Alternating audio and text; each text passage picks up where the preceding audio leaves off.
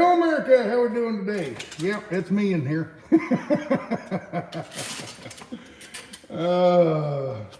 Trying to figure out what's going on, ain't you?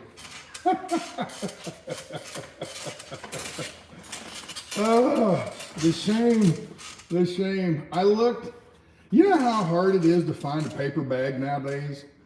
There we go, you see me there.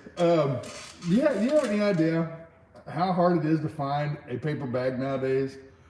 All the grocery stores all have the plastic bags, and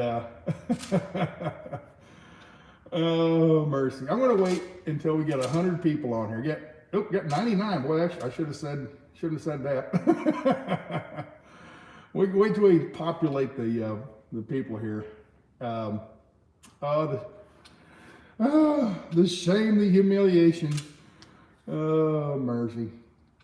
Now, you remember what I had in mind was, you remember back in the 70s, maybe 80s, I guess it was during the 80s. Remember the Unknown comic? Remember him? He put a bag over his face and over his head. I was thinking about that, you know, cut the eye holes out and the mouth hole and everything, and I couldn't find a paper bag. And I guess they just don't make them anymore. If they do, nobody uses them. You know, it's all plastic bags at the grocery store and Walmart and places. So anyway, I come out here and I figured this box would have to do. So I guess Amazon boxes are the new paper bags. So what I was doing when you first, hold on here. When I first turned it on, I walked over to the bench and everything. I forgot to do something. I'm thinking, how in the hell am I going to smoke my pipe with the box on my head?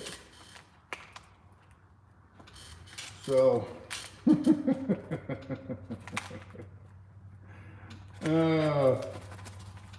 why do I have a box on my head? I'm fixing to tell you. As soon as I can find my lighter, here's my lighter, and right here, this is what I was doing over there at the bench. Making a hole. Now I can't see the pipe. Burn my hand probably. I can't see the pipe. There we go.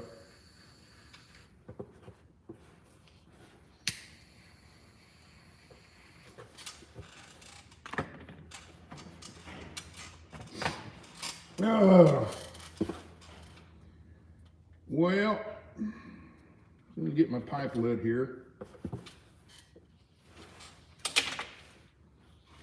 Do this so I can see it to light it.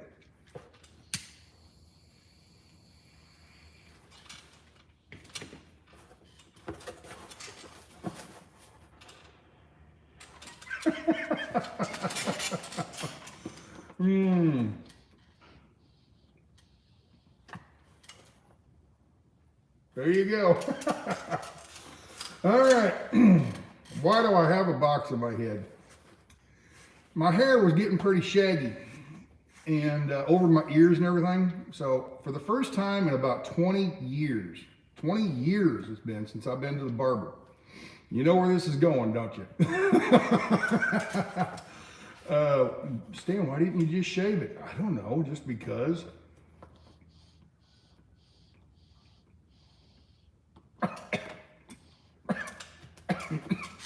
Woo!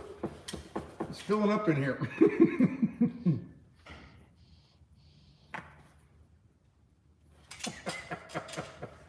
Anyway, I went down to the barber and basically I just said, you know, make it look good, you know, just clean me up, you know, over the ears and maybe whatever you want to do up there. And my handlebar mustache, you know, the big long mustache, go ahead and cut it off too. All right, you ready? I'm going to read some comments first. Keep the suspense going. All right, let's see who was first. North Star was thumbs up, everybody. North Star was first. Thank you there, North Star. North Star, thanks for the Christmas card. Thank you.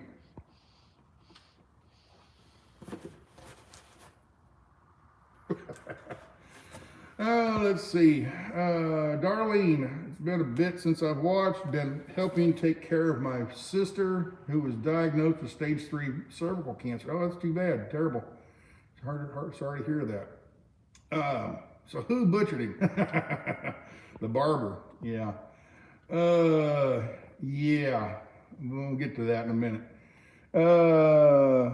Belinda, cry about your sister. My mother had SC stage 4. So yeah.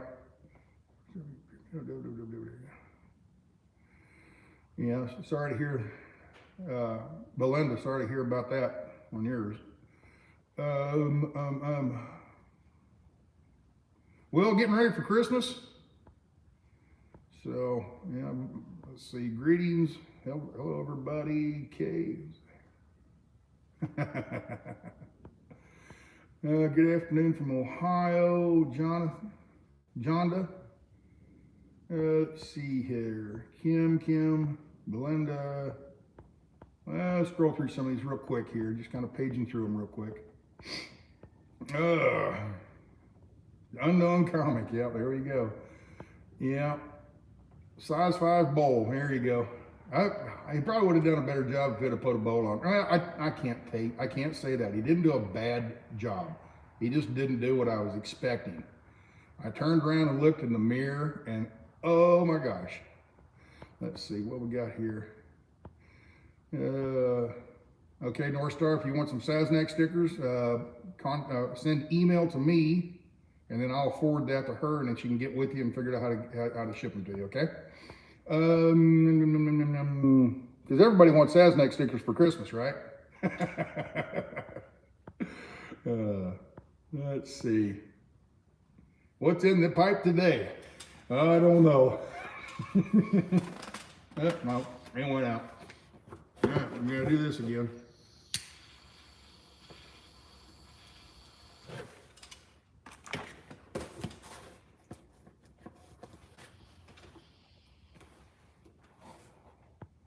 Okay. I'm trying out for the goalie on the dart team. There you go. Pete the barber? Nope. What's wrong? Box on your face. All right, folks. I went in to get my hair. My hair was getting a little long. I thought I'd just kind of clean it up, for Christmas and everything. Kind of clean it up and everything. And what I had in mind was trim up the like where the sideburns would be. That was getting a little bushy there. Trim that up, but leave the longer beard in the bottom. Kind of elongate my face, look thinner. I guess I don't know. It's a optical illusion kind of thing. Anyway, that's what I had in mind. Trim up over the ears and cut the longest parts of the mustache off, and then trim up here. Anyway, I didn't explain that good enough to him, I guess. This is what he did. You ready? One more puff.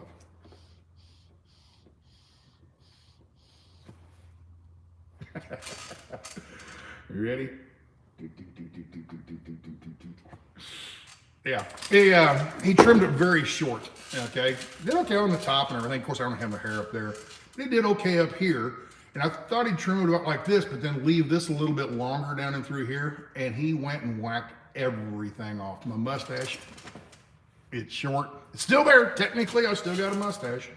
So anyway, it's not that bad. I'm having more fun with it than anything. But yeah, he trimmed it all down. I felt him, he got the trimmers and he was checking different sizes, number of trimmer. And I don't know which one he went with, but it was a lot shorter than I expected. I turned around and I wasn't expecting this. I know he went and trimmed it. I just wasn't expecting to be near that short. It's all about, maybe about a 1/4 inch everywhere. So it'll all grow back. It's just, I turned around and looked in the mirror like, wow, I wasn't expecting it. But I cleaned up for Christmas. That's Pam's birthday or Christmas present. That's Pam's Christmas present.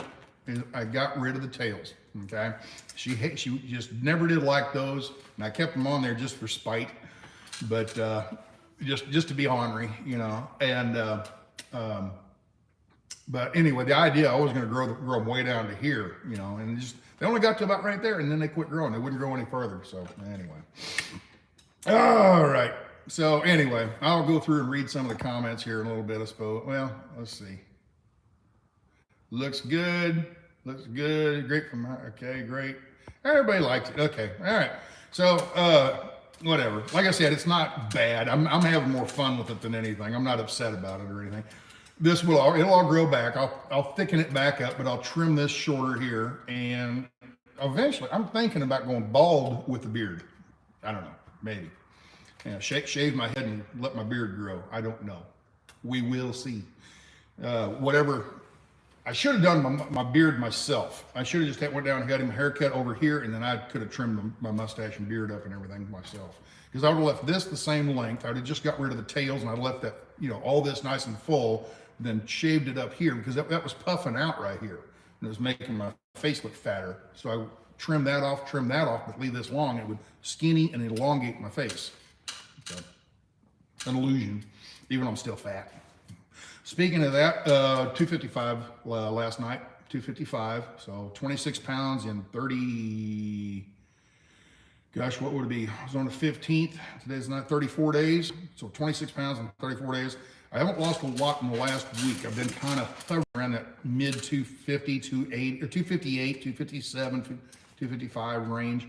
Some of it is because, I remember what day it was. Let's see, last night was Sunday. I ate last night. Saturday I didn't eat. Friday I ate. Thursday I ate. Okay, I ate Thursday night. And then on Friday, Pam's daughter brought some stuff over, some Dairy Queen.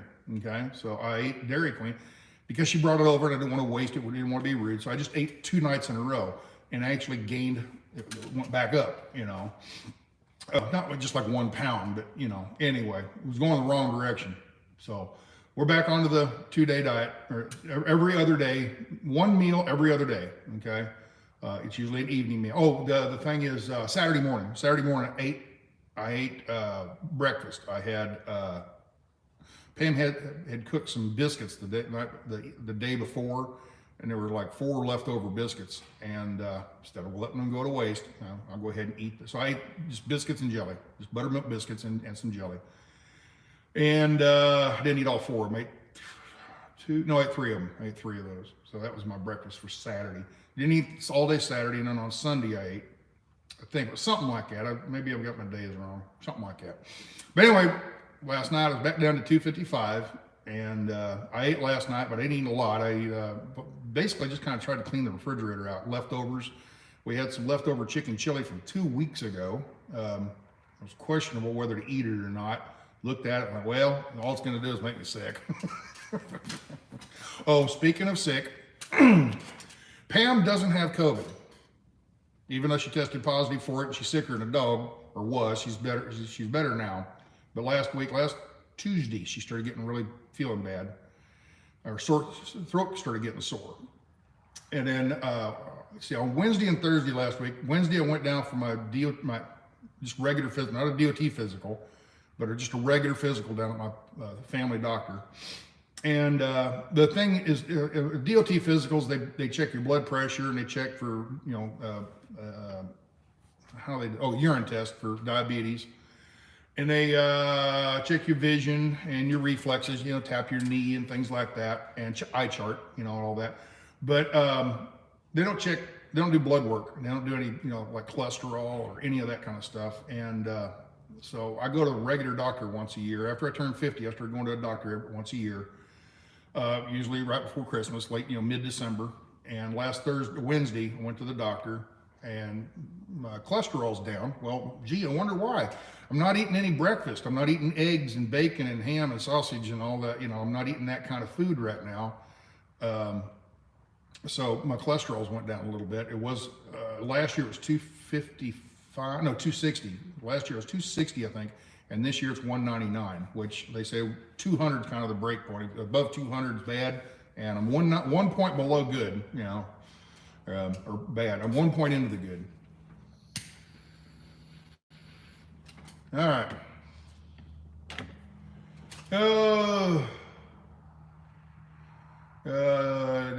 he'd been on me, for years. He's been on me to go get a colonoscopy. So I finally did. Went over to the VA and got a colonoscopy, and I think you kind of remember about that. That turned into a mess. Wasn't bad. It just, it hurt the next day, and I went to the anyway. Long story there, but anyway. So got a colonoscopy done. That's all good. So there, health-wise, I'm doing really good, I guess. So Tuesday, Pam started getting a sore throat. Wednesday morning, she had just not a high fever, but you touch her, she felt warm. Temperature-wise, she wasn't really high fever. It was like, was it 98? 98.7 is the regular. She was like 99.5 or something, 100, and that was it. Not very mild fever. Headaches and all the symptoms except the smell. She could still smell, So, no, I've got bronchitis. I've got drainage, cold in my head, and it's draining back here, making my throat sore, and I'm getting it down into my chest and all that. So I'm like, honey, you got COVID. No, I don't. So anyway, I went to the doctor, and while I was there, it's her doctor too. And I told him, I said, yeah, Pam's not feeling good. I think she's got, she's not feeling good, whatever. You need to get her in here and get her tested. So I left. He called, talked to her, and convinced her to come down and get tests. So they tested for strep throat, the flu, and COVID. Negative, and positive on COVID. No, I don't have COVID. So anyway, so she claims she doesn't have COVID. She still, even though the doctors tested positive for her, anyway, just, I guess when you get old, you get stubborn. I don't know. Anyway, so she's feeling better now. She's tired, wore out, So I'm sure she had the probably Omicron, which lasts for about 2, maybe 3 days, which it was Tuesday, Wednesday, and Thursday. And by Friday, she started feeling better. She just doesn't have any energy, and that will last for a good week. If I remember what happened to me last year, I was sick for 3 or 4 days, or 2 or 3 days, I guess, right at Christmas time. I was sick. I started getting sick on the 23rd last year, and on the 24th, I felt terrible. The 25th, I felt terrible. And then the 26th, 27th, I started feeling better, but it just had no energy, it just drains you.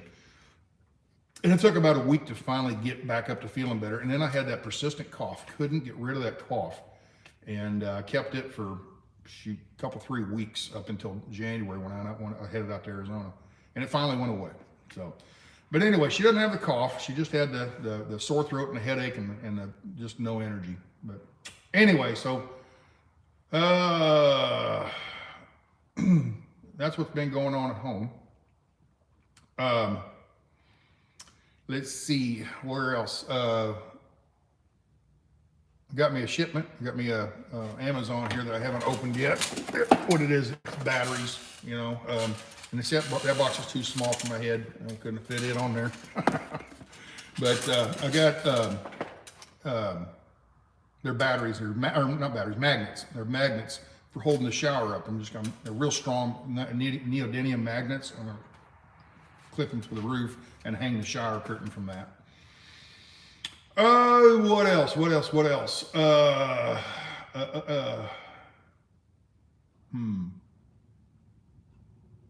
working on the bus. Got several things done since the last saw it. We'll get to that in a minute. My next thing is I got a package.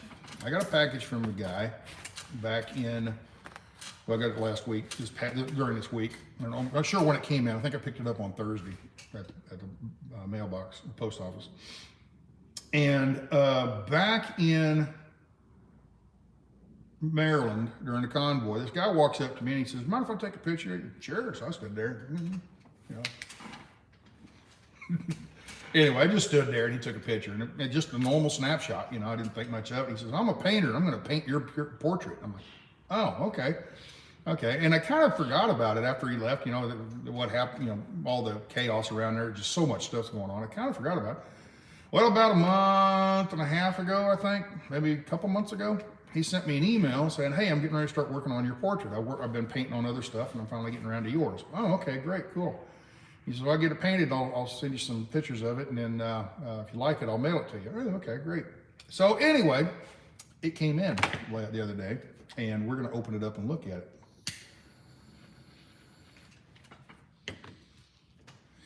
And I forget his name right off the top of my head. I've got emails at home for him. But anyway, I've got questions about it, okay? I got questions about this, this mural or painting. Well, we'll get to that. So let's go over to the workbench and I'll get it out and open it up, okay? Oh, by the way, here's cabinets I've been working on. There's drawers, I'm sorry. Drawers over there, drawers over here. I got drawers everywhere. So, and I think I still got like three more to make. And that's the one that I have to, after I get them in there, I'll measure it and figure out how big that last drawer is and build it for that size so it'll fit them all. Anyway, here it is. Whee! Right here. Now, I'm not showing the other side because it's got all the address and stuff on there. So, let me cut it open.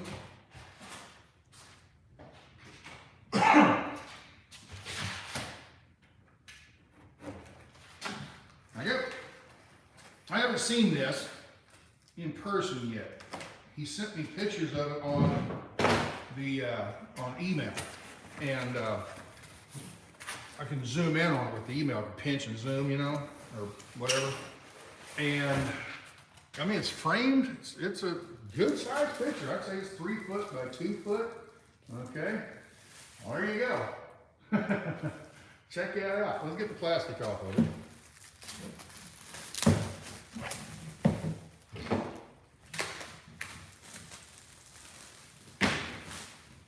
Oh, here we go, letter. Look at this. All right, let's see. Stan. Okay. Tom. Tom's his name. Okay.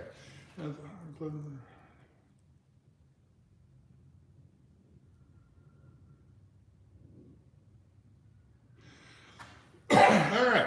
I thought I would enclose a note to you with this print. Thank you for taking the time to allow me to take some quick photos of you while you were in Hagerstown with the People's Convoy. It was good to see you all standing up for God and for our standing up for our God-given freedom, which is so quickly fading away. Enjoyed your podcast as you traveled across America. As you broadcast your journey, my wife and I have come to know a man that we thought was kind, generous, and willing to spend some time with all that came to you. We saw a man that truly represents the best of what America can be.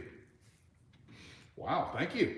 Along with the great personality, there was the mustache and cowboy hat, and I just shaved it off. Mustache and cowboy hat. I knew I had to do your portrait. We pray that you and your family will be blessed by God and our Creator. Thanks again, Tom. Very good. Very nice. Thank you, Tom. Appreciate it. All right. He signed it on the back. Sasnak, circa 2022. And then his name. And I'm not going to say his last name because I don't know if he wants that. So, I don't know. Anyway, let's get the plastic off of it here. There we go. Check that out. Got the truck. You notice this is Gringo's truck right here. I was parked beside him that day. And there you go. Now, that is a snapshot. He took just a quick snapshot of me. Okay, right there. And aim that around so I can look over the top of it. All right, and I looked at it, I thought, man, that's just a picture, you know, on the internet. Okay, it's just a picture. But then I zoomed in, and you zoom in, and you zoom in, and you zoom in, and you zoom in. You see the flag? You can tell that is painted. See the chrome? See the, oh, you got a message came up on the screen here, kind of blocking me here for a second. But see the chrome? It's not chrome, it's actually painted, okay? See the edge of my hat? You can tell that's paint, okay? The flags really give it away that it's paint, okay? Right here, that really gives it away that it's paint. But the one that really gives it away here, let me try to get on this other side here so I can see, so I can still see the screen. Is look at the chrome of the headlights. You can see it is painted, okay? So I'm like, wow, it is. He's done a hell of a good job, you know? But the reason I got to thinking, well, it's probably not, it's just a photograph or whatever, is my beard. Look how good the beard is. I mean, the hairs on my mustache, that is really, really good work. This guy's got some talent. Now, what I'm wondering, and Tom, send me an email, okay? Send me an email because I'm wondering how you did this. Now, this is a print. This is not paint, okay? This is a print of, but you can tell. I mean, like the Peterbilt logo right here. Peterbilt logo. I'm gonna try to get in there good. Come on, focus. It's not going to do too well, but you can tell by the eye. You can tell that that's painted. It's not just a photograph, okay? And my question is, did you paint it on? And send me an email on this, Tom. I'd really like to know. Did you paint it on a canvas with acrylic paints or whatever, and then did a screenshot or not a screenshot, but and then had it printed and sent to me? The question there is, maybe you wanted to keep the original and you sent me the print, or was this done like on an iPad? You know, you take an iPad, you can draw, and they have that paint, whatever, and you can paint on there. And some of these guys are really, really good at it. And apparently, Tom, either way, he's done a hell of a good job.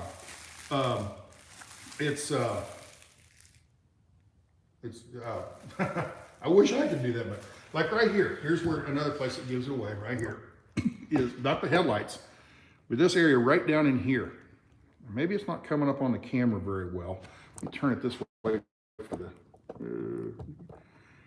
No, that messes the light up. The light is too bright. It reflects.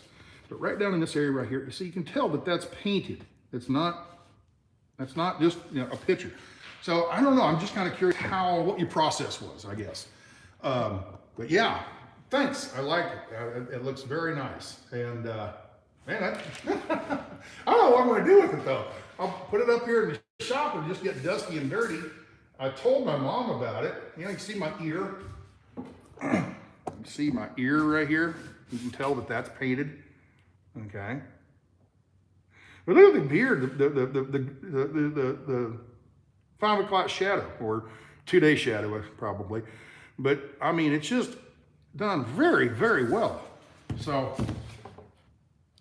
it's cool, very cool. Thank you very much, Tom. Appreciate it.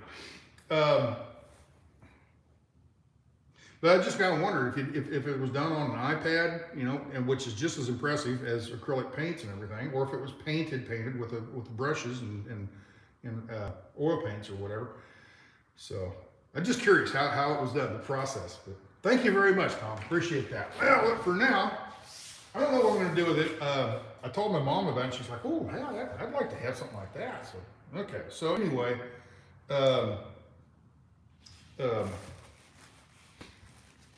for now, I don't want to hang anywhere because I don't have any screws up there. But I'm thinking about maybe just putting it right over here. Maybe something like this. Something like that, maybe. I'm not quite sure. So, anyway, for now, we'll set it over here so it won't get messed up. Put it in the seat over here, the chair, so it won't get messed up. And I'll figure out a place to put that, or whether I'll take it out and give it to my mom. My mom would love that. When I was a kid, a teenager, I was dating this girl for a short time, just, you know, 3 or 4 months, I guess.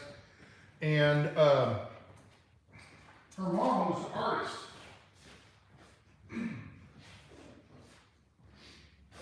Her mom was an artist and was really good. I mean, some people have that talent. I wish I had. I wish I had some talent. I don't have. I can't play a guitar. I can't play. I can beat a drum. And that's about it. And I can't even do that very well.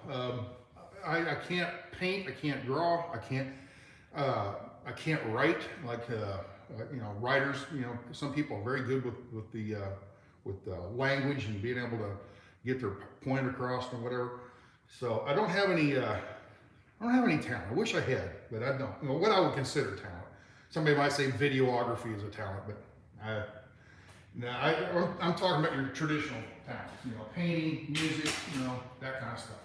Anyway, her mom was an artist, and we were sitting there on the couch one day watching TV, movie or something like that. And we're sitting on, and her and I were sitting on the couch, And her mom was sitting over her, didn't know anything. She's just sitting over her. She's got this her sketch pad, you know, so a paper sketch pad. She's over there just flirting around doing whatever. And half hour maybe, something like that. She goes, rips it out, hands it to me, says, "There you go." I'm like, holy crap, you know. And it was me at it was me when I was 16 or 17, you know. And I'm like, wow, that, I mean, it was good. It was just pencil, but it, you know, it wasn't painting or anything, it was just a sketch, you know. And I was remarkably good. And so I took that home and gave it to or showed my mom, and just kind of forgot about it. You know, you're a teenager, that, you know, you get other things on your mind and everything. And years later, come home to mom and dad's house, and she's got a frame to put up on the wall. And my mom loves that painting, you know, or that drawing. She loves that. So I'm sure she would love that just as much. So maybe give it to my mom. I don't know. Well, I'll talk to her about it, what to do. But she would really be happy with that. So, the thing is, leave it out here, it's just going to get really dusty and dirty. We don't have a house to put it in, so put it in the bus maybe, but where? And so I don't know. We'll figure it out. So anyway, yay, Tom! Thank you very much. Let's see. Very nice, Tom. Can't paint anything. My oldest. Everybody's giving him some kudos. Let me get my pipe.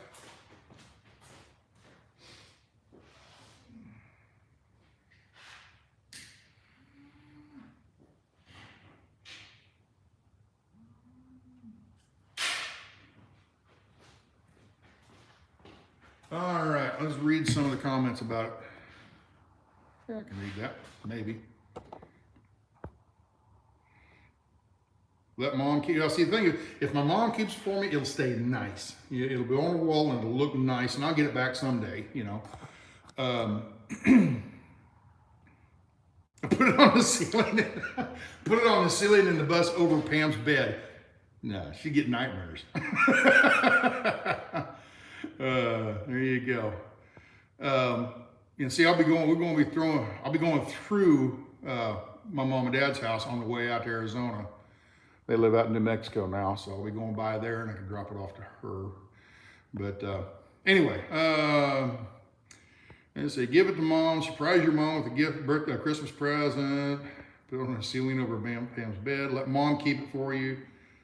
Put a bow on it and give it to your mom as a Christmas present. It's very nice, Tom. I can't paint anything. My oldest sister got all the talent in my family. Freaky geek, I will have to try that. Okay, they're talking. Awesome job, Tom.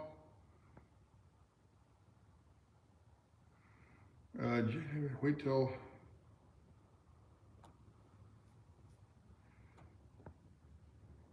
Okay, So Stan is building a mobile home out of a bus, and he says he has no talent.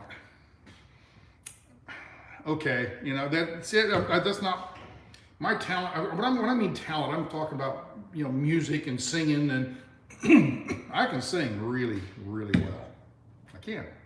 I've got a really good voice. Funny thing is, I'm stage fright. Says somebody that's talking on a camera worldwide, so to say, you know. I can sing really well. The problem is, I got to be naked in the shower. So if you want to put a shower up on stage and I get in behind the curtains, I'll sing my heart out. But I looked out and I get stage fright. And you saw that on the convoy. I got up on the flatbed and talked a couple times. You know, I was just nervous as hell. So I don't know why it is. Like, this camera is just like one person that I'm talking to, even though 237 are watching right now. 237 are watching, 185 thumbs up. Do the math, that don't work out right. Anyway,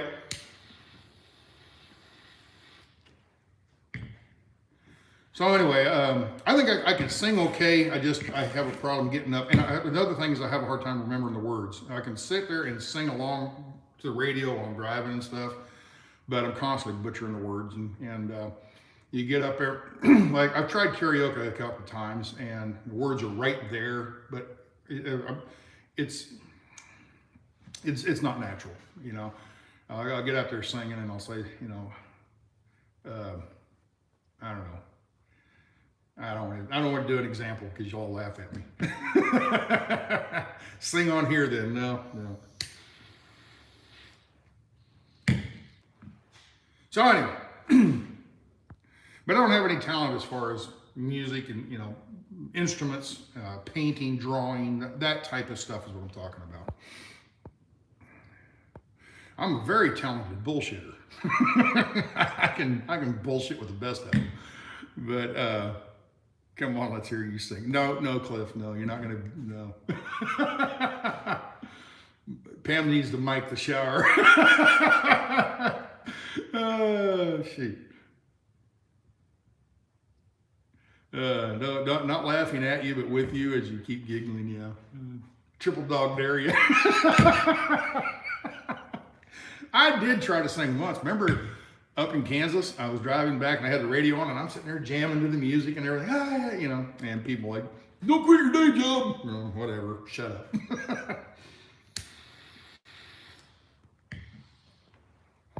All right. And that's it. Okay, right here. All you need is a little liquid courage. There you go, John. The times I've tried karaoke, which was 20, 30 years ago, but I got up on stage on a karaoke thing in Missouri one night, at a bar somewhere in Missouri.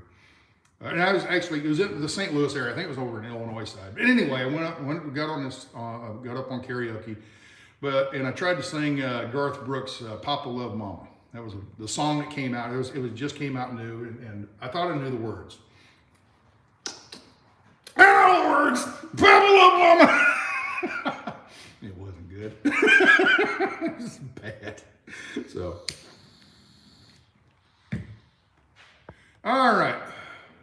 Enough of that. We got all that taken care of. Told you all the private stuff about Pam and her being sick.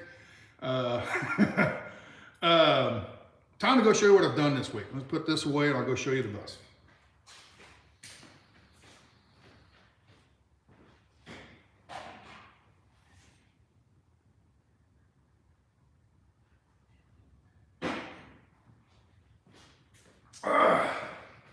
All right.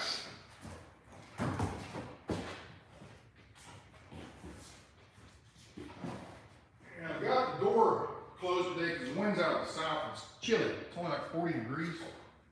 That's 51. It's 51 degrees right now, and the wind's coming out of the south. If I open that door, it'll be a hurricane coming through here. I opened that door to get light in here for the camera. But as soon as I get off here, I'm going to close that up and just turn the lights on in here. Got the solar, finally got it all completely charged. It took 3 days, 3 partial days. I pulled the bus outside. When I come out here Wednesday was a beautiful sunny day. I pulled the bus out. Batteries got charged up some, and pulled it back in that night. The next morning, or the next day, I got back out here about noon after I went to the dentist on Thursday morning. So Thursday afternoon, about 1 o'clock or something like that. Pulled out, beautiful sun, really nice day on Thursday. It was not 70, it was like 66 or 68 degrees. It was beautiful, perfect day on Thursday. And I pulled it out and parked it out there all the rest of the day until sundown, put it back inside. Friday, I think it was a little overcast, slightly overcast. I put it out on Saturday, and it completely charged up and went into absorption and eventually float mode, which means it's completely topped off. So the batteries are 100% topped off so that I could get into the program on my phone. Where's my phone? And the electronic system in there is a Victron system, and it Bluetooths to your phone. So if you look at the box, there's no controls, there's no buttons to push, there's no screen, there's nothing on it. That talks to your phone and you control everything on your phone. So I'll zip up here and go to Victron. Victron Connect. Now that's all the Victron products I have. Okay, the top one is the shop solar. That's that one right over there. That's the charge controller. That's the inverter right there. That's the inverter. Down below is the charge controller and the battery, okay? And then all the switches and stuff are up there by the I-beam. That's the top one, okay? And it's showing 13.32 volts right now because it's a very overcast day and I'm using a little bit of electricity, okay? The Smart Sense right there is basically right at the battery. It tells you exactly right at the battery what the 4 batteries, what the voltage is, because by the time it leaves the battery and goes up, it's off a couple digits or whatever. Another thing about that, this one here, it's a little bitty box about 1.5 inches by 1.5 inches and quarter, half-inch thick maybe. It's a little bitty box, wires coming out, go to the battery, and you stick that on the side of the battery, and it monitors the temperature of the battery. So as you're charging, if you charge them too fast, they get warm, okay? Or if you discharge them too fast, they get warm. And this is the temperature monitor of the battery, okay? Then the next one is the important one is the shunt right there. So when I click on that, it pulls up and takes a second to populate. Well, it's going through that steel wall over there. Let's walk a little closer to it. Actually, it's got some pretty good range, but for some reason, when I'm parked in the bus here, okay, see, it's starting to populate across. Okay, I'm right close to the bus now. Boop, there we go. All right, 98%. 98% because I've been running the refrigerator. Yes, that's something I'm going to show you in a second. I got the refrigerator installed and running, okay? And I got the most important thing done. Got the refrigerator running because I got my beer in there. I got beer at the shop now, cold beer. All right. So anyway, it shows you the different voltages and stuff like that. All right.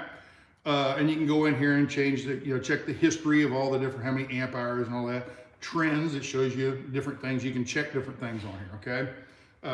There's videos on YouTube. If you're interested in that kind of stuff, look up Victron and somebody will go through and teach you all about these systems. All right, the next one is the charge controller for the 1 through 4 panels and the 5 through 8 panels, okay? And then this is the van sitting outside, okay? It's all turned off, but that's the shunt, same as this. This is the big shunt that I have in the bus, and this is a smaller shunt that I have in the van, which is on all the time. Very, very micro, mini amount of electrical use, but it's on all the time. If I turn all the switches off, which they are, the van is completely turned off right now, it still shows up because it's hardwired to the battery. All right, which it should be, okay? Now, let's see here. When you go into charge controller here, this is the first one here. It's 1 through 4 panels. Remember, it's 2 different systems up there. And 2 systems, 2 charge controllers going into one bank of batteries. It's bringing in 0 because, well, it's turned off for 1 and we're inside for 2, okay? But see, it's showing everything 0. It's 13.31 volts right now, which the shunt, now it's got to load. I got to walk back over there and show you that, but it's right around the same. It's just, the shunt says 13.29, okay? Now this got all the way up to 14.4 Saturday when it was topping off and doing the absorption mode and all that. Like here's fully charged. It charges up here, and it goes up a little bit above that, charges everything, then drops it down, and now it's fully charged. So I got everything set in here, I think, right? When I get out to quartzite, let people look at it and they can go through it and tell me what I did right or wrong or whatever. All right, so that's that system.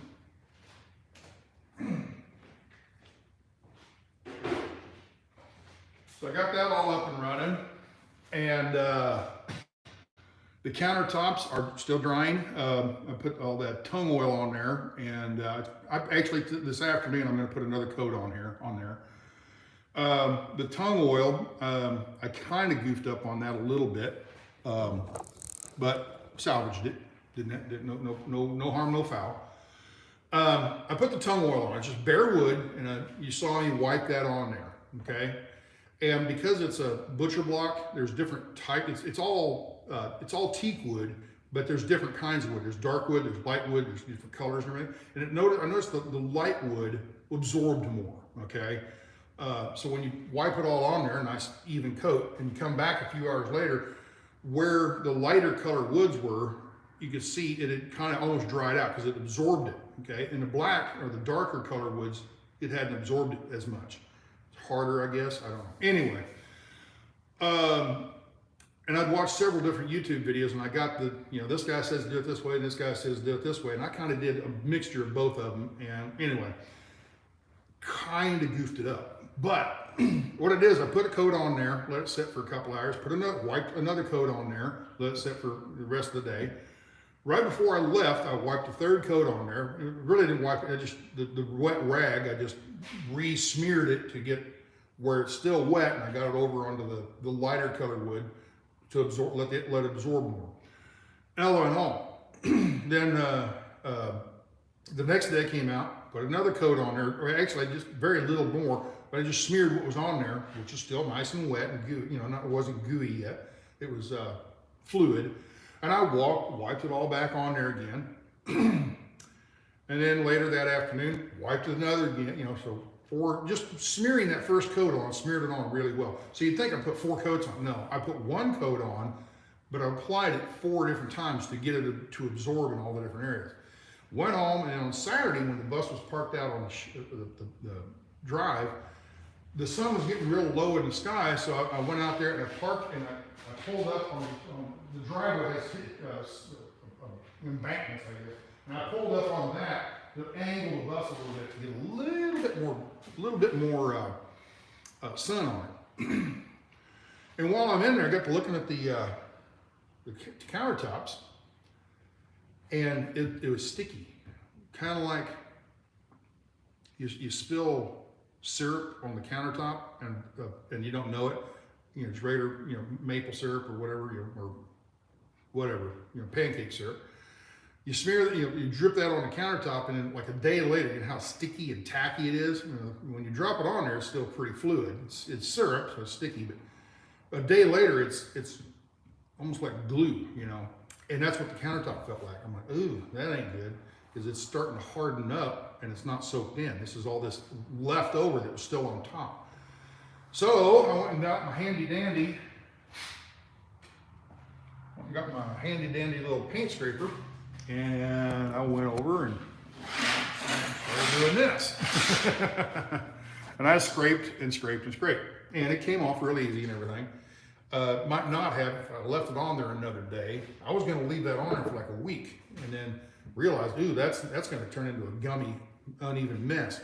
So I scraped the excess off, got it down to bare wood, and that's where it is now. Went back and rewatched the video, and this guy, no, you wipe it on for, you know, leave it soak in for a few hours, and then wipe the excess off, then let it dry for 4 or 5 days. That's 1 coat, okay? After it's dry, put on there and then dried and hardened, okay? Tung oil interacts with the oxygen in the air or something like that, and chemical reactions or whatever, and hardens up. So you don't want all this excess goo on the top hardening up. You just want what's soaked into the wood to harden. So I scraped that all off, cleaned it up pretty good. Went and got some mineral spirits and wiped that on there, okay, to soften it up and let it soak in. What was still on there soak in, and it came out really nice. It's still, but when you feel it, it's about the same. It's about the same texture as this worktop with all the paint and, you know, scars and everything. Look, there's some glue right there. It has roughness, which is fine, because now I'm going to get my sander out.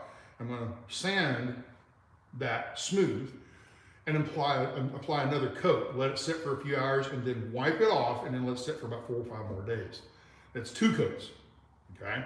Tung oil is a very slow process, but when you get it done, it's beautiful. And then, don't know where I put it. Where did I put it? I bought it, brought it out here, don't know where I put it. But I got beeswax. No beeswax. I got some beeswax over here somewhere. I forgot where I put it somewhere. I don't know. Anyway, it's a bottle of beeswax, and I'll squirt that on there, and that's what buffs it and makes it shine, okay? And you know, you buff it with a towel and buff it all out and make it look real pretty. So let's go look at that. Where I put that beeswax? Somewhere. It's over here. No, I'll find it. I know I bought it. Just don't know where I set it in the shop here. put it in a drawer somewhere. So here's the countertop. Let me turn you around. There it is. There we go. That's kind of shaped, but oh, there's a spider. No, dead fly. Dead fly. It's that time of year. It's actually pretty smooth, but you can feel little bumps, right? You know, just a little roughness. It can be buffs. So you sand that just a little bit, okay? You sand them just a little bit and put another coat on. Repeat the whole process that I just told you, and put a second coat on, and maybe even a third coat, okay? And right here, I can feel some stuff right in there. It almost comes off just by rubbing it with my hand. They came off. So anyway, yeah, it's right rough there. Okay, right. So anyway, that's countertops. All right, turn you back around. Extend the pole. I'm gonna sit you right there. There's the refrigerator. Here's beer. So I have cold beer at the shop now. All right. So how did I put this in? It's got a compressor at the bottom, and it's one of those new, not like the old compressors that get really hot. I plugged it in outside before, a week ago, and tested it. Turned it on for a day and just see how much electricity it drew, and see how hot it got. Okay, so I used my temperature probe, laser infrared, and actually shined it on the compressor itself. Anything down there and look for things. And it was a 60-degree day that day, and the hottest it got was 80 degrees. Okay, so there's not a lot of heat there. But you want that heat to escape. So what I did is right behind the refrigerator, I put a little piece of 1/2-inch plywood, okay, a spacer. And that holds it away. See, it's about a 1/2-inch gap right there. That's enough for the heat. What little there is, comes in, air can come in at the bottom, and the heat rises and come up here, and you'll be able to, the heat can escape out of the top, okay? Now, on the wall, how did I mount this booger? Well, you see right here's a little angle bracket. I painted it black so it matches. I put a magnet or something. We'll put something over that so you can't see it. Actually, the overhead counter or cabinet will come out probably about right here, and that will probably block it and you won't notice it, okay? So it'll come down from about right here and then over in, and you won't really notice that too much. All right, on this wall, the main place this thing is attached is against this wall. And if you look, let me turn you around so I can see. I don't know if this is gonna come out on a camera or not. Right there, you see that plywood? This is the plywood from the wall, okay? And then back in there, in between, see that little piece of plywood? It's about a 4.5, about 3 inch, about a 3-inch piece of plywood. That runs all the way to the back, okay? I glued that to the refrigerator, okay? I glued it to the refrigerator, and then I came back here. I took this wall off, the inside of that wall. I took this off, this piece here, okay? This is the closet, okay? That piece was up here, okay? I took that down so I could access this. I had all this planned out, that's what I was gonna do, and I put screws, and these screws go through this 1/2-inch into that 1/2-inch and actually into the steel itself, okay? Maybe a 1/2 inch. It's a inch and 5/8 screws. So they go a little bit into the casing, but not deep enough. They don't come through, okay? So there you go. And it's iced in there. It's cold, okay? All right, so refrigerator is in. Now, I think what I'm gonna do is down along the bottom, I'm gonna put some blocks on the floor so the ass end the bottom can't kick out, okay? But I think it's in there pretty good. It's about as good as the refrigerator in the van is mounted the same way and haven't had any trouble with it. And that van gets a lot more rocking and whatever because I drive it a lot more and I drive it like a van. The bus will be driven like a bus, very slow and methodical and chug along, and people behind me will be pissed off. So let's see, what else? Oh, the door. We got the door, and then we'll wrap this up.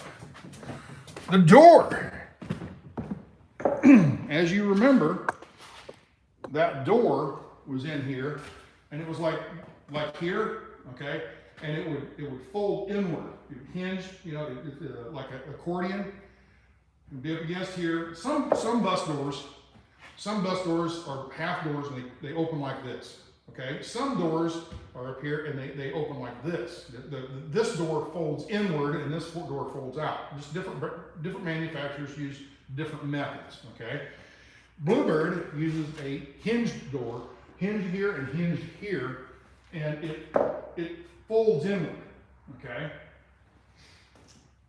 I like that because it's real easy. It's already put together. Okay, so all I did is I took the pulley, there's not a pulley, a bearing that went on the top and went into that little track up in here. And there was a little hook that went underneath the bus and that kept it in line, a track, so to say. I just took those off and the door swung out and it's all wobbly, whatever. So at the top, I put a piece of steel in across the top, okay? And I put a piece of steel across the bottom down here, okay? And I still got to paint all that up and clean it up, make it look pretty. But now the door hinges like a regular door, which is great. Problem is, look at this. Got this, whoop, got this big gap right here. Now, what am I going to do about that gap? There was a rubber gasket here. It came out about 3 inches, 2.5 inches, whatever. And when you close the door, it would seal up against there. It just kind of pushed up, and it was kind of about 1 inch thick and about 2.5, 3 inches long. And it just sealed up, it pushed up against that and sealed the door. I took that off because I want to put a handle here. Okay, well, how am I going to do that? I got to fill that in somehow. Well, I got this. Went down to the steel place. And got, was going to get some inch and a half by 2.5. I needed 2.5 inches from this edge right here because there's a little lip here. Okay, it's about 1 inch thick, but it comes over, and then there's this little lip right here. Okay, I don't know if that's coming through. There we go. We can show it at the top. Turn around so I can see what I'm doing here. At the top, see how it has a lip right here? That lip comes down. It comes out about 1 inch or half inch or so, 3/4, 5/8, whatever. So it's got. Things aren't working too good. Right there. There's a good shot of it right there. Okay. So from this inner edge right here, not the lip, but this inner edge, from there to the door is around 2 and 3/8, or no, or 2 and 3/4. 2 3/4 inch gap right there. So I need some angle iron. There's nothing here to butt up against. There's nothing here that's smooth. So I need to put a little lip here for a jam, for the door to jam up against. So, where'd it go? What'd I do with it? Where did I put it? Put it somewhere. I don't know, it's outside. Let me go look.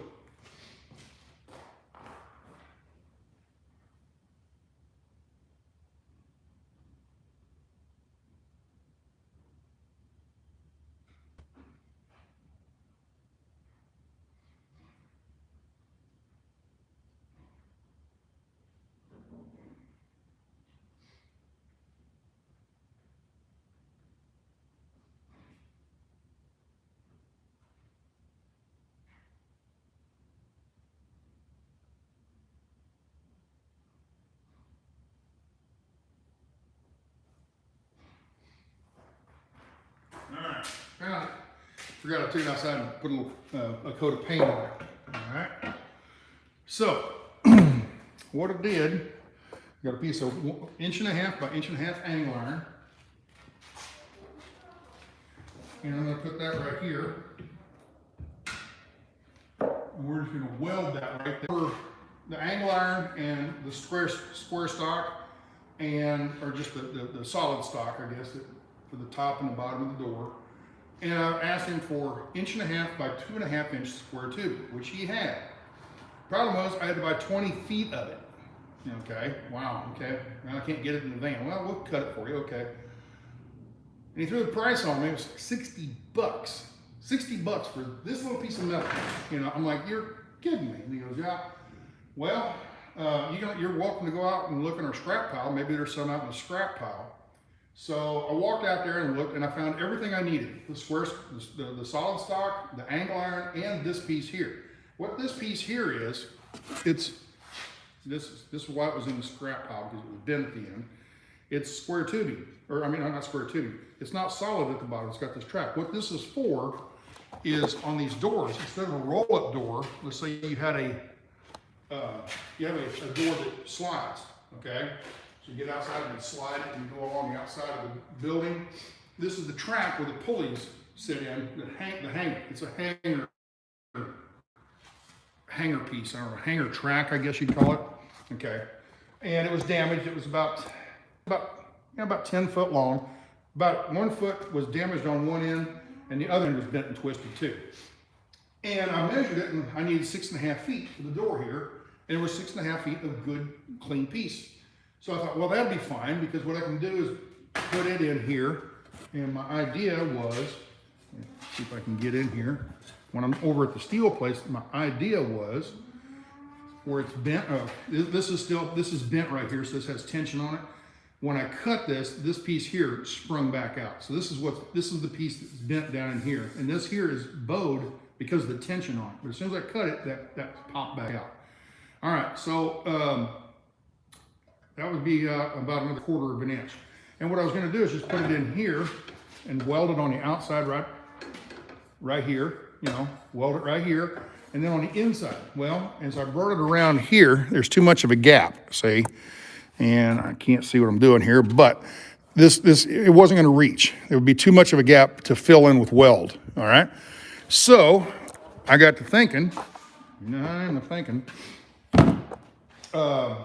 what it is, I cut one of those gussets, or one of those pieces off, where it wraps around this way and it wraps around this way. I just got an angle grinder and I went the whole way down it and I cut it off.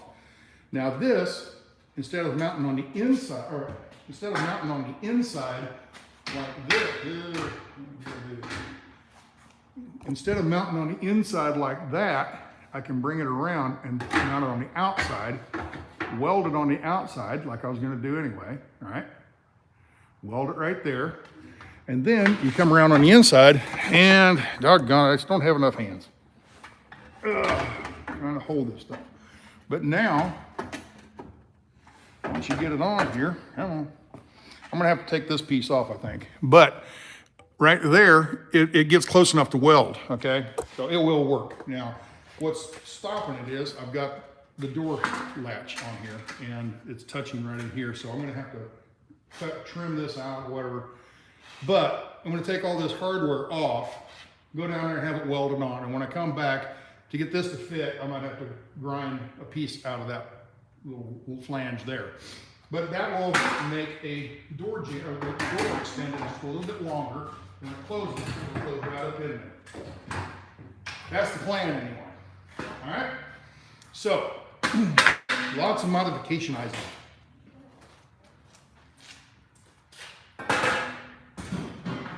So now I got to get the welder, this back up here. Keep the door open. This plastic, there was a piece of vinyl over here, wind gusset, just like this right here. And it's old and stiff and everything. And when I open the door this way, it doesn't want to bend that way, so it's like spring loaded. It wants to close all the time. So, get the pipe, head back over to the chair. And I think that's it. I've got done this week. Since Thursday last week. I think that was my last video was Thursday, wasn't it? Something like that. Something around Thursday, I think, last week. So there we are. All right. Whoa, that didn't last.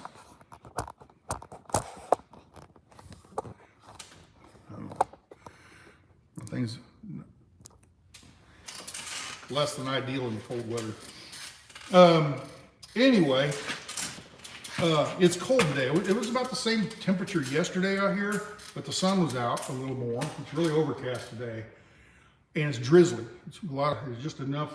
It's like a marine layer almost. It's just drizzly. It's not even enough for windshield wipers. It's just enough to have moisture in the air, which makes it feel colder. So, all right. So I got the door planned out. I'm gonna get that taken care of when I get.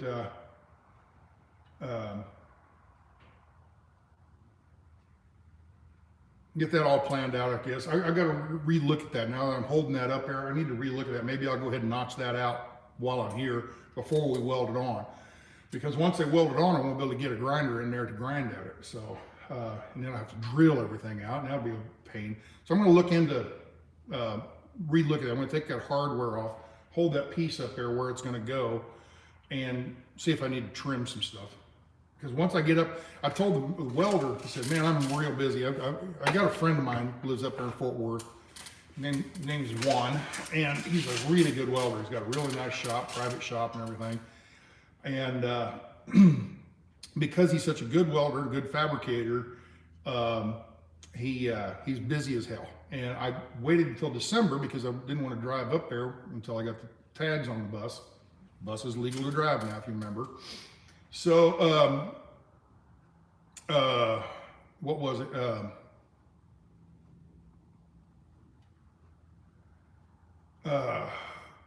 So I waited until December, and he says, man, you should have called me a couple weeks ago. I didn't have anything to do. About 2 weeks ago, I was bored sitting around the shop here. I'm like, well, I couldn't drive it up there yet. So, okay, and maybe I should have went ahead and drove it up there, but you know, it's just my luck. Some idiot would hit me, and then it'd be my fault because the bus wasn't registered and not insured or anything.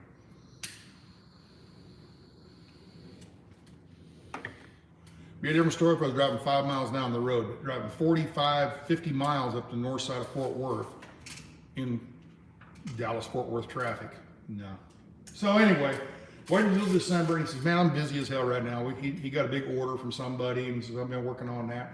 He said, I won't have time to do all that fabric. I said, I can fabricate everything. I can cut. I just don't have a welder. I've got a welder. It's a stick welder over there, a regular arc welder, but I need 220 for it, and I don't have 220 out here at the shop. So actually I do. It's in that generator right there. That generator sitting right there, and it's been sitting there.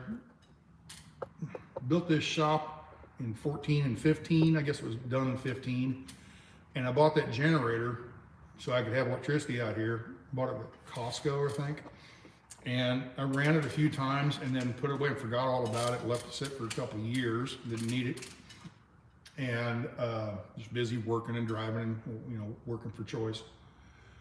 And came out here one day to start it up and it wouldn't run. Wouldn't start. Figured out gas is all gummed up. I forgot to put stable in the gas.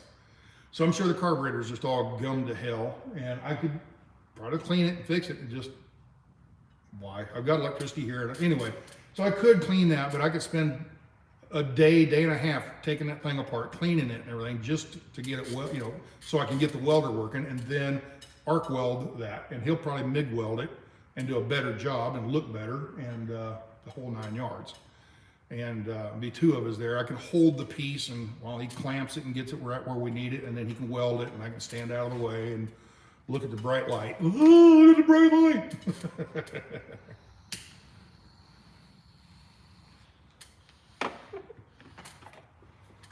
So I think you're all caught up. All the happenings around the Sasnak shop. So,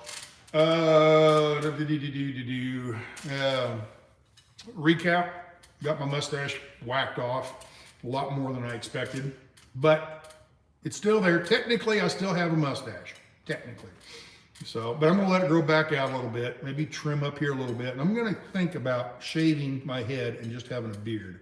I don't know if that'd be a good look. Because I don't like this. I used to have beautiful hair, and now I've got my grandpa's hair, hereditary, you know, male pepper and baldness. So my grandpa, at my age, 50, let's see, I'm trying to think how old he would have been when I was a kid.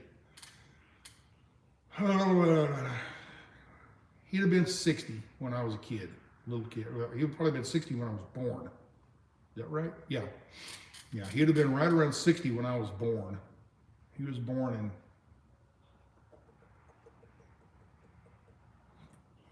I think he would have been 61. Does that sound right? Yeah, I think he would have been 61 when I was born. 62 maybe. Anyway, 61, we'll go with that.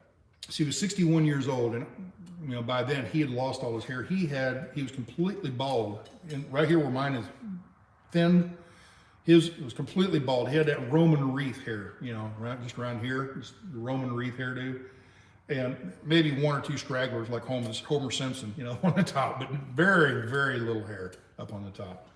And I still got some, you know, but I'm not 61 years old. But anyway, I never knew my grandpa would ever have any hair on top of his head. He's always bald when I was born and knew him. Anyway, let's see. So I got my grandpa's male pattern baldness hairstyle, whatever. And I used to have beautiful hair, and I'm, you know, whatever. But then it started thinning out, especially right back here on the crown. Started thinning out and everything.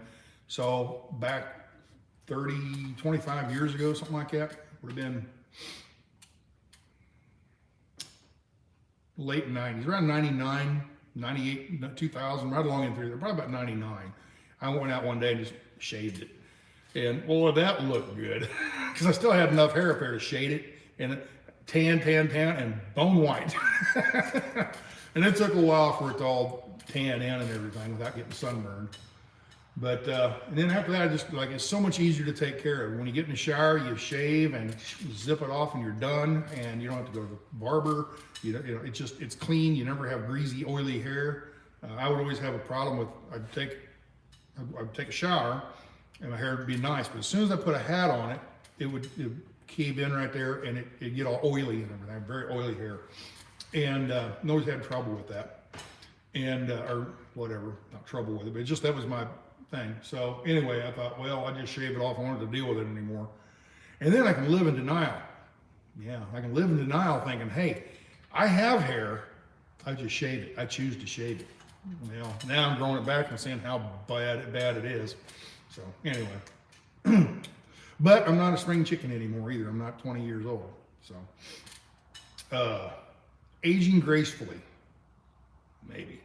Wish I aged gracefully like Sean Connery. He aged very gracefully. Tom Selleck aged very gracefully. What's his name?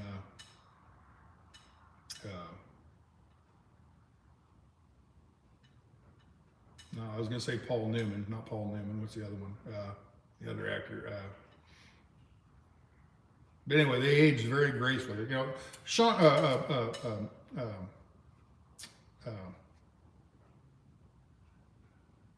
Connery is probably the best example of aging gracefully. He did very well. So.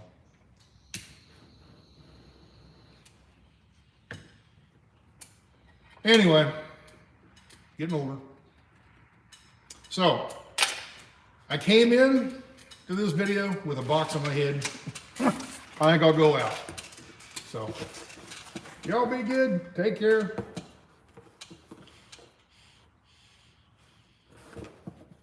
Oh, stuck.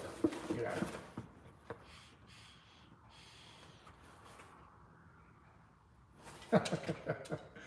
Y'all be good. Take care. No, not Steve McQueen. I can't think of his name. Anyway, doesn't matter. Y'all be good. Take care, folks. And we'll see you next. Actually, when is Christmas? Let me think. When is Christmas? Sunday? Yeah, Sunday. I might do a video on Friday. How about that? See, if I get some stuff done, maybe I'll get some drawers in by then. Actually, no, I'll take that back. I won't be out here on Friday because it's going to get cold for Texas. It's going to get cold for anybody, really. A cold front's coming through later than a week. Thursday, it's supposed to be like this throughout the week.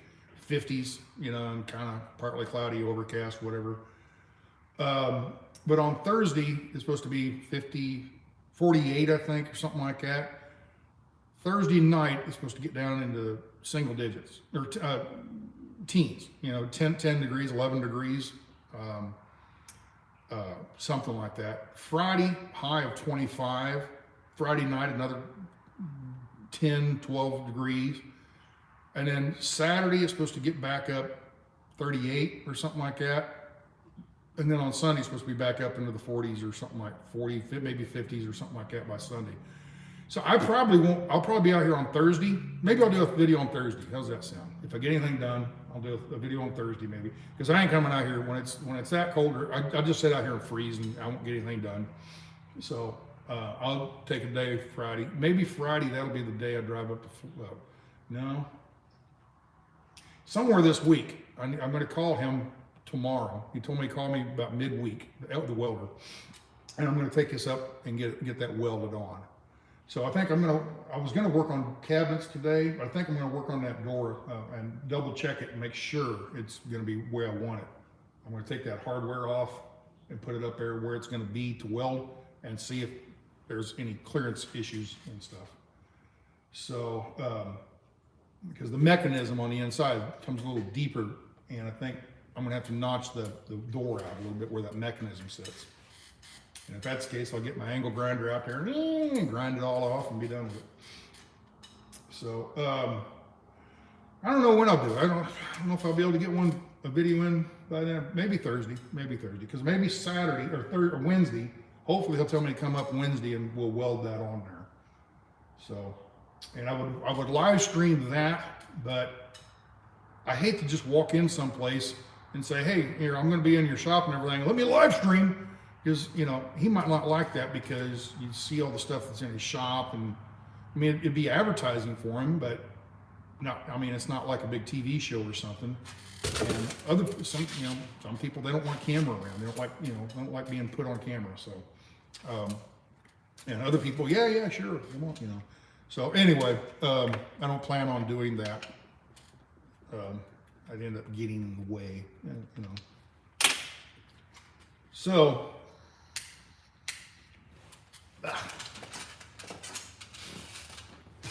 it is a terrible taste. Your pipe, there's so much moisture in your pipe tobacco, which is cherry Cavendish. The pipe tobacco is very moist. So as you smoke it, the moisture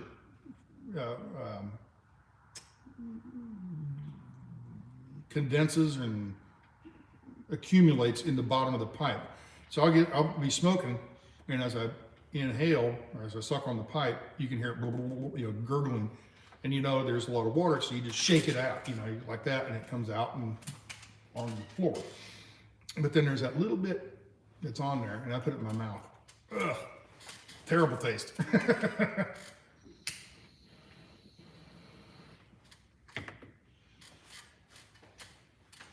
Well, Stan, if it tastes so bad, why do you smoke a pipe? Because I enjoy the pipe.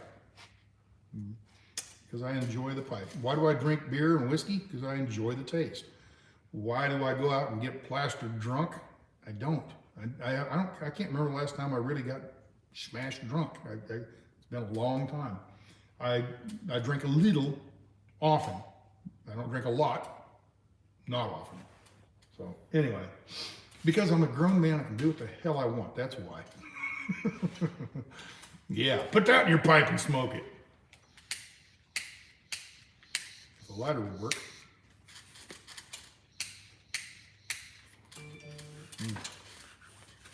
John.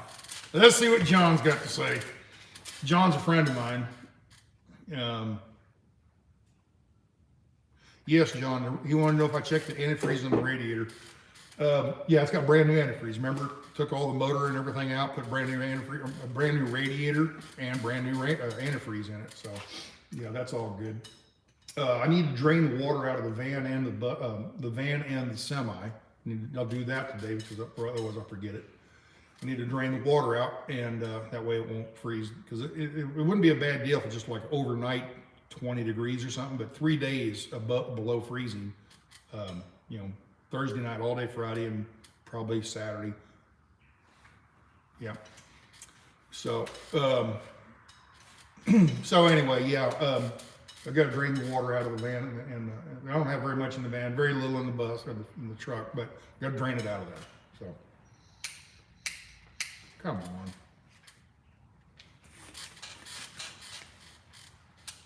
I think what happens is they get the arc, the little sparker here gets carboned up or something. See, now it's not even, come on.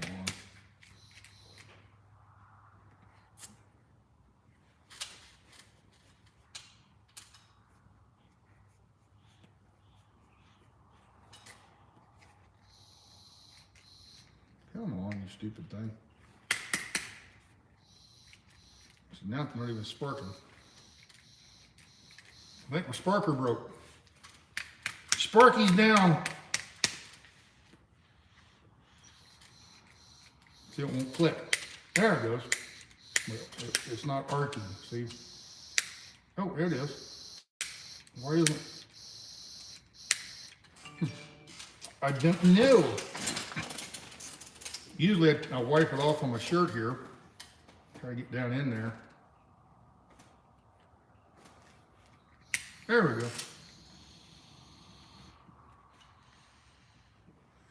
I think where the spark is, I don't know, it gets carboned up or something. And if I wipe it, I take the tail of my shirt. See what I'm doing here. I take the tail of my shirt right here, and there's a little groove. See that little groove in there? And I just kind of get it in there and wipe it, and then it starts working again. So, I don't know. Cheap Chinese shit. And then, oh, I got my fairy lights. They're called fairy lights. I didn't name them. But right here, they're on the spool.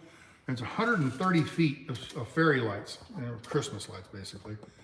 And I've got them in there testing them. Supposedly there's a timer on there. You click this timer and they'll be on for 6 hours or 8 hours or whatever.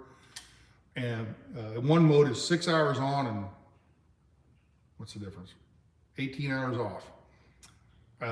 So every day, like at 6 p.m., they'll come on until midnight and then they go back off. And then the next night, so they're Christmas lights for your house, basically. But I thought, man, those would be great for laying around under the bus. You just, once you get parked, you get that out and just go walk around the bus as long as, until they're unrolled. And you turn them on and it keeps mice away. Mice don't like the LED lights. For people that don't know, if you ever watch like an auto show, remember Top Gear? Top Gear would always do these, some high dollar car, a Porsche, Ferrari or something, come around the corner doing a power slide, drifting around the corner, and they put it in slow motion, and the LED lights are sitting there flashing, okay?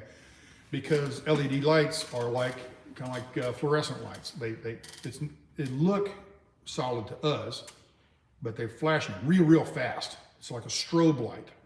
And apparently that mice pick that up and they don't like it. Strobe lights in their eyes and they don't like it.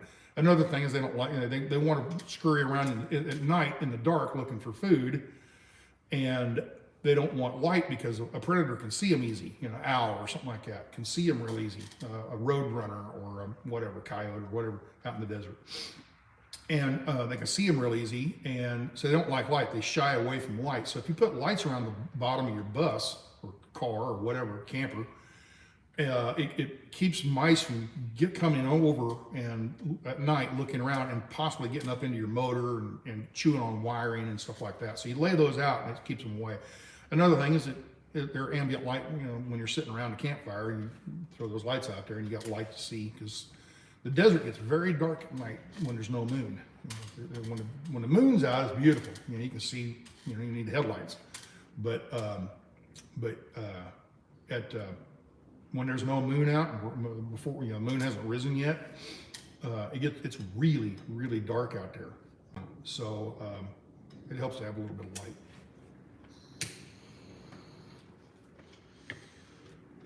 So, am I rambling yet? Yes, I am rambling.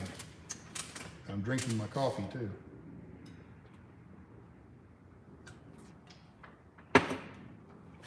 It seems like there's something else. You got the picture, talked about the mustache, showed you the bus, building cabinet or drawers. Gonna put the drawers in.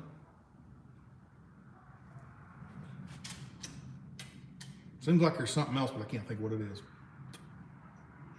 Oh well. All right, well, I guess that's good enough then. We'll see you in a few days, maybe Thursday. Maybe Thursday, we'll do Christmas. If not, then it'll be Monday next week after Christmas, because I'm not going to do a video on Christmas. Or Saturday, because we'll probably be busy doing stuff, and it's probably pretty cold out here still. So I'll be out here Tuesday, Wednesday, and Thursday. I got 3 days to work on these these drawers and cabinets and everything, and that door. And once I get all the cabinets done, then I'll work on. Then I'll start working on. Well, I got another cabinet to build. That's another thing I can show you real quick. You remember the boards, the countertop, the butcher block countertop. They came in 8-foot sections. So I have all this left over. This is the section where the sink sits. Okay, that'll make a nice little butcher block. Okay, cutting board. And then here's the 2 feet. It's 25 by 24 now. Okay, 25 by 24. Find something to do with that piece. Nowhere. Doubt it'll be on the bus. I might make a table for the shop out here or something. I don't know. And then the other piece, where the refrigerator sits, I had to buy 8-foot sections. That's all they had. Okay, let me lift you guys up.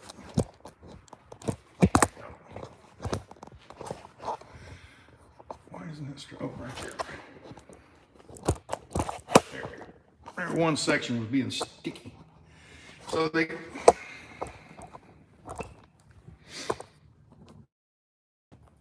So anyway, I had to buy 8-foot sections. So I've got a 6-foot countertop, okay, with the sink in it and everything. I cut 2 foot off of the end and cut out a notch for the sink. Okay, that's those 2 first pieces I showed you.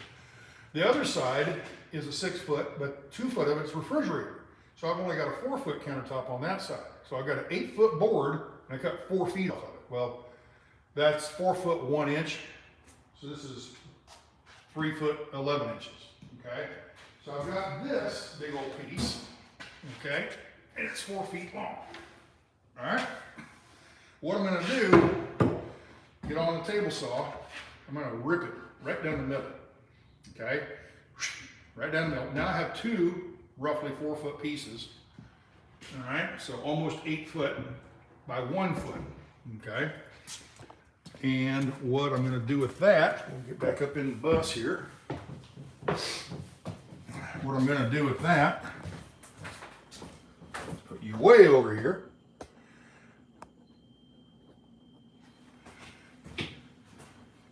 I'll put a TV stand right through here.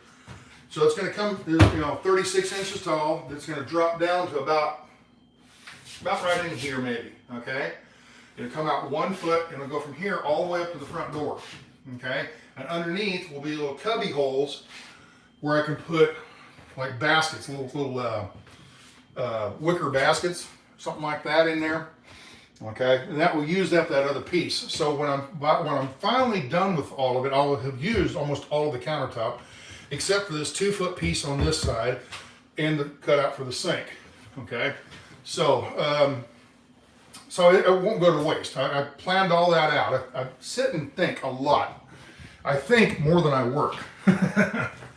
So that I can, how do I do this and how do I do it so I don't have to redo it or screw something up and cut things wrong. And so I sit around and think about a lot of stuff. How am I going to, planning things out. This thing is real sticky today for some reason.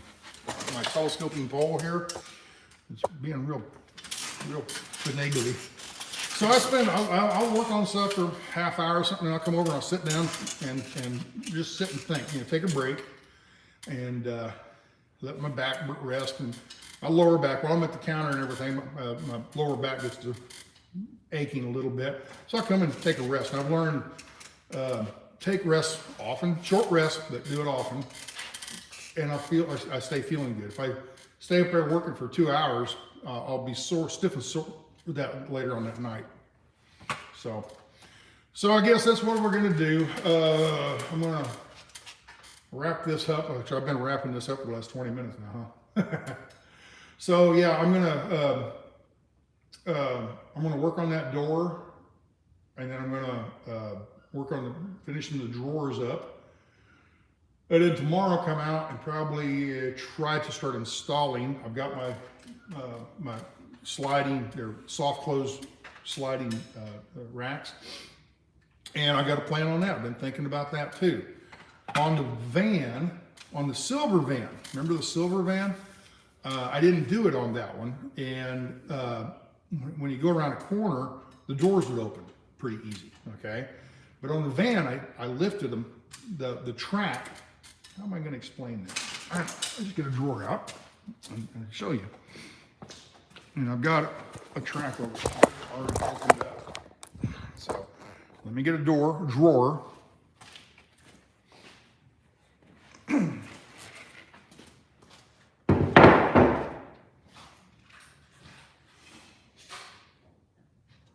These are some shorter tracks.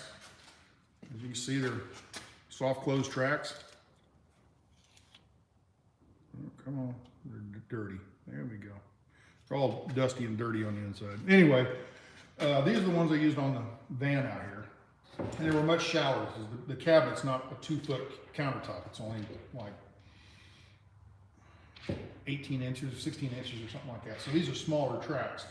But when I put them on here, you put them down here,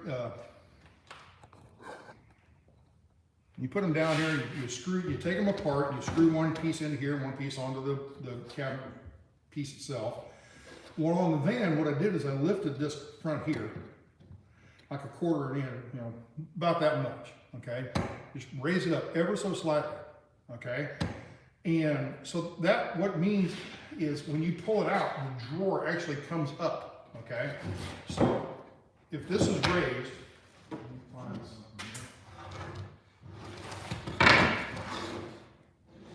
so if that's raised, let's say a 1/2 inch,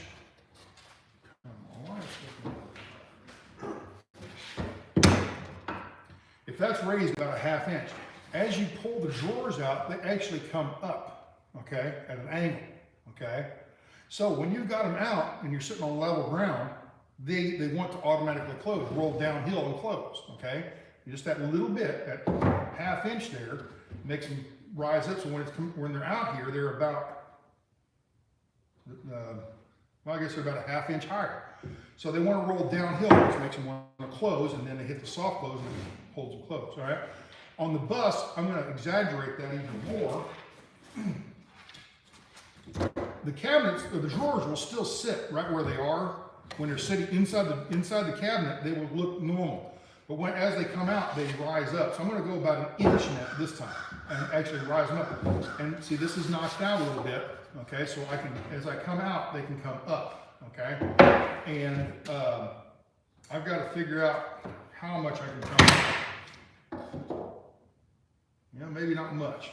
Maybe not as much as I was hoping, because as they come up, the drawer that's in the thing, as it comes out, this whole thing comes up level. It's not angled, it's level, but it rises up ever so slightly.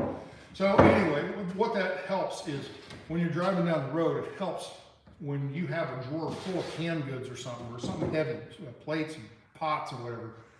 You go around a corner and they want to come out. If they want to come out, but they got to go uphill, it's that little bit of extra that will hold them in, okay? So that's something I'm planning on doing.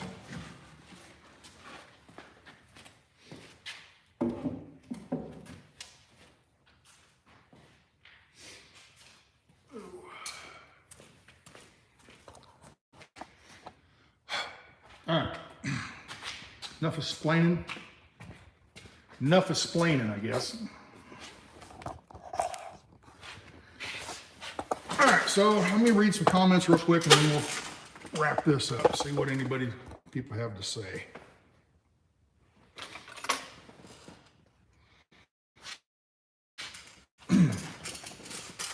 Pick up a dishwasher, black countertop, right?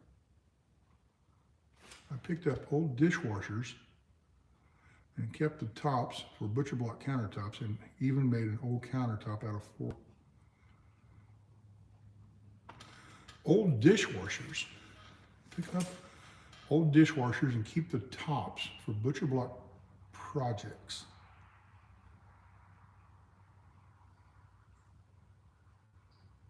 Old dishwashers. Do dishwashers have butcher block countertops? I don't know. That's something I'm not familiar with. All right, let's see. A Matt Dillon shirt today. Oh, that's a vest. It's an insulated vest because it's chilly out here today. My hands are cold. I'm warm, but my hands are cold, and my nose, the tip of my nose is cold.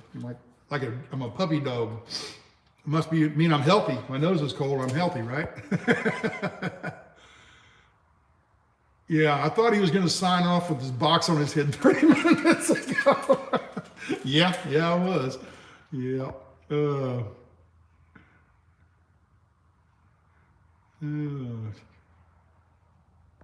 Am I still driving truck? No. Truck's for sale, sitting out there, rusting away. Kind of retiring, folks. Trying to, anyway. Stan, if your batteries are shut off, there should be nothing powered up. You're right. On the van, yeah, you're right. Except that shunt. That shunt has power to it, which it draws such a minuscule amount of electricity. It doesn't affect it any. And I got 4 big batteries in the van. So I got 4 huge batteries in the bus, but I got 4 Battleborns in the van. And that little, I mean, it's like the amount of electricity on a digital watch. I mean, it's that small of a pole. Because it's not on a switch, it's live hardwired onto the batteries.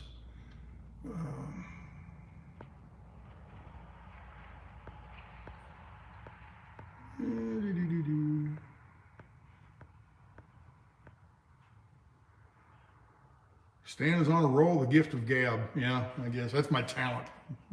Bullshitting. On my tombstone, it's going to be Sasnak. He had the gift of bullshitting. He's a talented bullshitter. There you go. Mona says she likes the cleaner cut. Okay.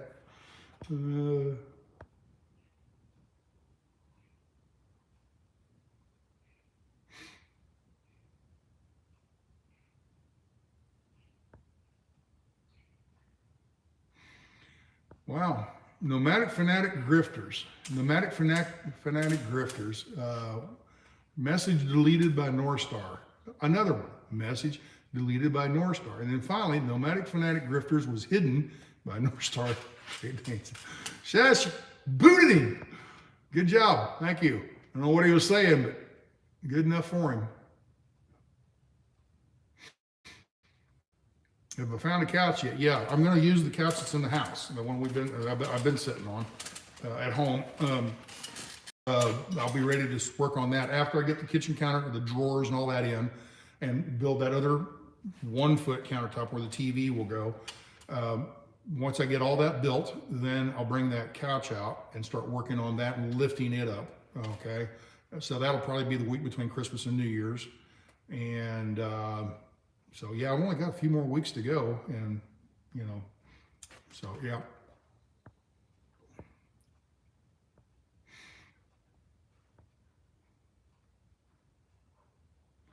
Yeah, we have no snow yet. Forklift Freddy, we have no snow yet. I live in Windsor, Ontario, Canada, the southernmost part of Canada. Just freezing cold here, 12 degrees. Yeah, it's cold up north. It's going to get cold all over the country. I don't know how cold it's going to get out in Quartzsite, but it's going to be warmer than here.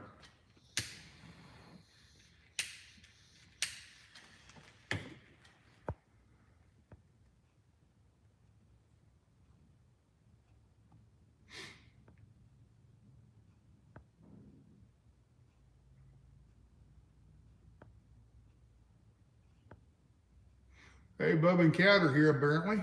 Hi, Bubba. Cat, how you doing? Oop.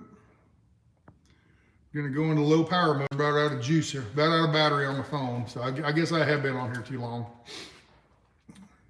Which way are we going to Arizona? Don't know, probably across I-10 because it'd be cooler or warmer down there than up on 40. You never know, this time of year, you never know going across 40, you get out to Flagstaff or something, run into a blizzard. You just never know. So yeah, probably I-10 or well, 2-lane roads until, you know, along. I don't plan on taking the interstate. I plan on taking a lot of 2-lane roads on the way out there.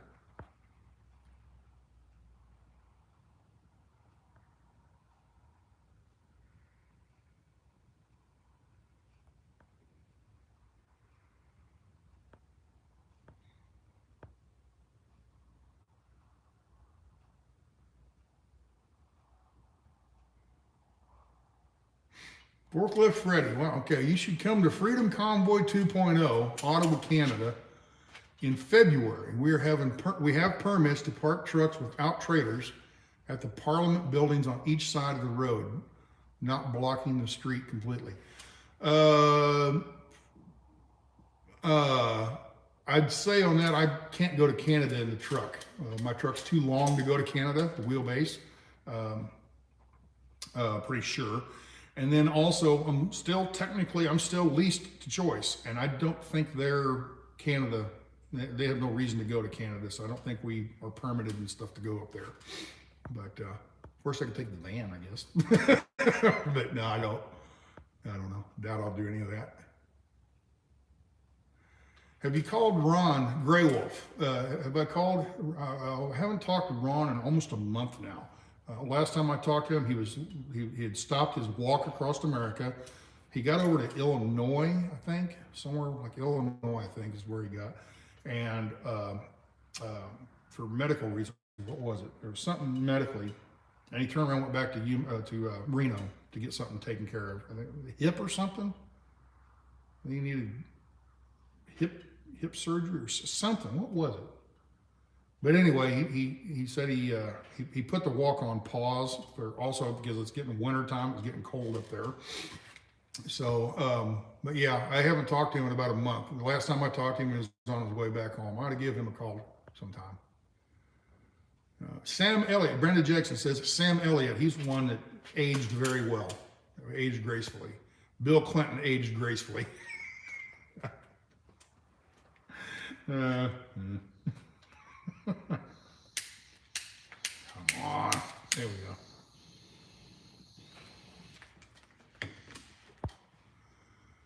Oh, do.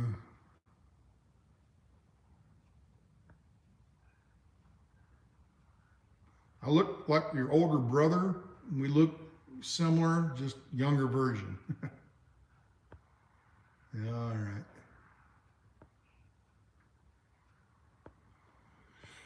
All right, I was looking through here and see what, see if anybody had some good comments.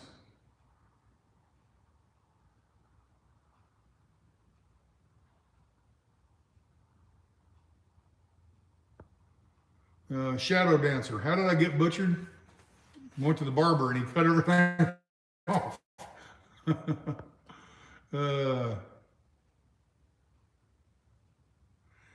Forklift Freddy, if you go to weld the door, yeah, I doubt it'll warp that much. Go spot, 2-inch weld here, 2-inch weld there, move back and forth, and it'll be fine. And that door is not going to warp. The metal, when I cut the rib off, it's bent just a little bit. So when we put it on the door, that we'll have to clamp it to get it nice and tight to weld it. But I don't think that door is going to warp very much at all.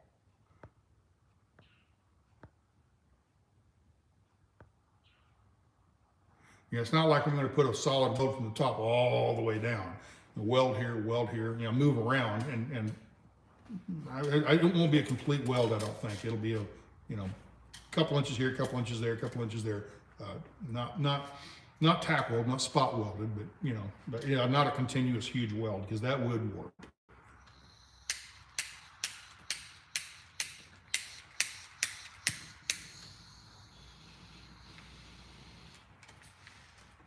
I'm going to go home and order a new one of these off of Amazon tomorrow or tonight. He goes, that thing is getting to where I've had that for, it's my second one. I've had that one for a year and a half, 2 years now. And I think it's finally starting to wear out. Hate to get out there to quartzite and not be able to smoke. So, all right.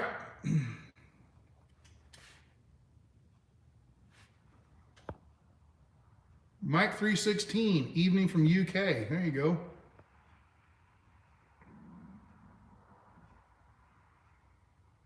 Shoulders. Ron's having shoulder surgery. That's what it was. Yeah. Yeah, that's right. It was rotator cuff. Yeah, that's what it was. I don't know if it was right or left one. I don't know. But this joint right here, he said it was bothering him. So anyway,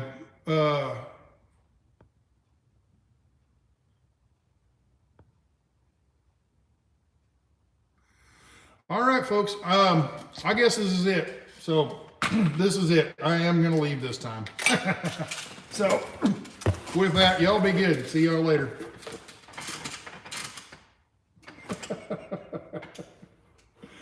Oh, God, I'm a goof.